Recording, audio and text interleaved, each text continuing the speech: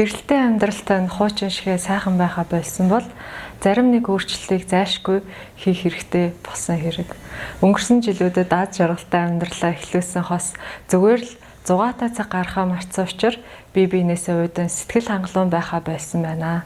Ийм зүйлгүйгээр амьдралын олон үүргүүд нь болохоор бүүн дарамт болоод хосуудын харилцаанд мөхөлд хүргэх хүртэл аюултай болно гэсэн үг юм аа.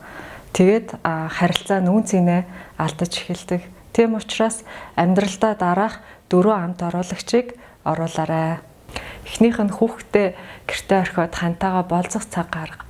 Гэхдээ би танд хотын хамгийн үнэтэй тансаг газар очих тухай ерөөсөө яриаггүй. Гол нь хэсэг хугацаанд тустай байж бие биенээ дахин мэдхэд цаг гарга гэсэн үг юм. Дараагийнх нь гинтийн гайхшруулах зүйл буюу цүнхэнд нь шургуулсан зурвас. Эсвэл чамаагаа санаж байна гэсэн мессеж илгээж болно. 3 дугаарт бэлгийн харьцаанд зориулж цаг зав болон эрч хүчээ зориулахаа битгий мартаарай.